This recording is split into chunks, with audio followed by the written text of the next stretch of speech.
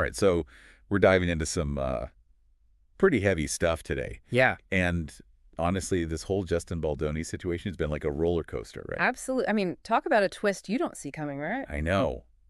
You think you have someone pegged, Yeah. advocating for all the right causes, Mm. and then bam, this lawsuit hits, and you're left wondering, what's the real story here? Well, that's what we're here to unpack, right? We've got some pretty intense articles about this whole thing. So Let's jump in, right? let's do it. So, okay, for anyone who somehow missed this whole saga, Justin Baldoni, actor, director, kind of made a name for himself talking about, Positive masculinity, being a good ally to women. exactly, that was his whole brand, right? And he seemed to be walking the walk, too, right? Like, just recently, he gets this big award, the Voices of Solidarity Award from Vital Voices. Which, by the way, is a huge honor, right? They give it to men who are really out there actively supporting and advocating for women and girls. Big deal, yeah. But then, almost as soon as he gets the award, it's like POF, gone. Yeah. Because Blake Lively, his co-star in that upcoming film, it ends with us. Oh, right, the adaptation of the Colleen Hoover book. Yes. She files this lawsuit, and it is, well, let's just say it paints a very different picture of Justin Baldoni. Understatement of the year. Seriously. The New York Times did a deep dive, a real investigation into all of this. And Eye-opening, to say the least. so let's break down these allegations. All right, so Lively's lawsuit is alleging some pretty serious misconduct on set.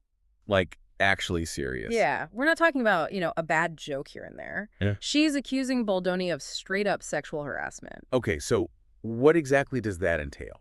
Because sexual harassment can be such a broad term. Right, well, according to the lawsuit, there were instances of Baldoni showing Lively explicit images. Well, hold on. What kind of images are we talking about? That's not specified in the lawsuit, but it definitely raises some major red flags, right? Sure. And then there are allegations about him, prying into her sex life, asking inappropriate questions. Ugh, so uncomfortable. And on top of all that, the lawsuit claims he pressured her to do these really intimate scenes that weren't even in the original script. So he was trying to add stuff in without her consent. That's what the lawsuit alleges, yeah. See, this is what gets me, right? Because his whole public image is about respecting women, creating safe spaces. Right, the irony is thick here. It's just, I don't know, it feels like such a betrayal. Like, how do you square those two things? Well, that's the million-dollar question, isn't it? And it gets even more complicated because Lively's lawsuit also claims that when she did try to raise concerns about, the harassment, the inappropriate behavior. Baldoni and his team basically went into damage control mode. Oh, yeah, full-on smear campaign, allegedly orchestrated by Baldoni and this crisis management firm called TAG PR. Okay, TAG PR. I know that name rings a bell. They've been involved in some, shall we say, controversial situations before. Yeah, they're known for being pretty aggressive in their tactics. Aggressive is putting it mildly.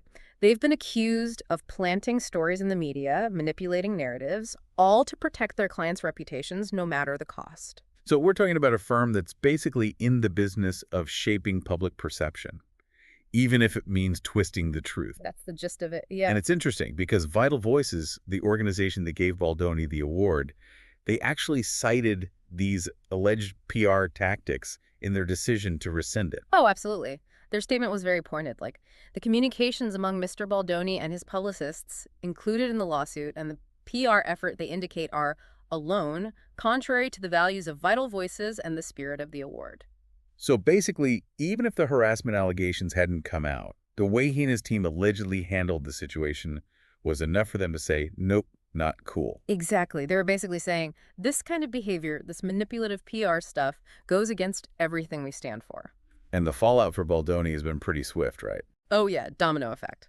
He got dropped by his talent agency, WME, which, fun fact, also represents Blake Lively and Ryan Reynolds. Oh, wow. Yeah, talk about awkward. Yeah, that's going to make for some interesting office holiday parties. Yeah. And the rumor mill is churning with talk of other celebrities siding with Lively, showing their support.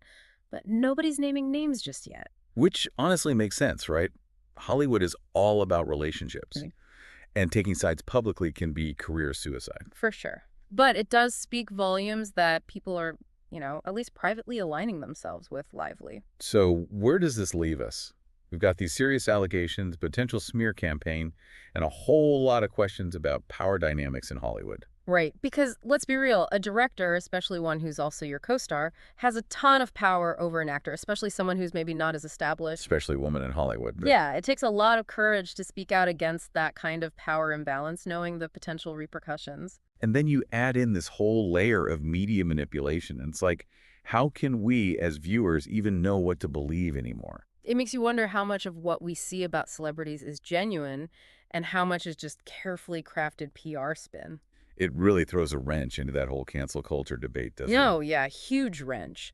Because is this a case of someone being canceled unfairly, or is it a legitimate consequence of serious misconduct? And how do we even decide what's fair, right? Right. Especially when there are ongoing legal proceedings and we don't have all the facts. It's a tough one, no doubt. You know, I keep thinking about that Instagram post Baldoni made where he's talking about teaching his sons about empathy and vulnerability. No, yeah, it's all over the internet. And it's just so hard to reconcile that image, those words, with the allegations against him.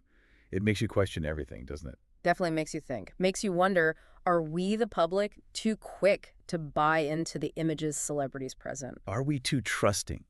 Are we contributing to this whole system where power and image can sometimes trump truth? Tough questions, but important ones to ask. Absolutely.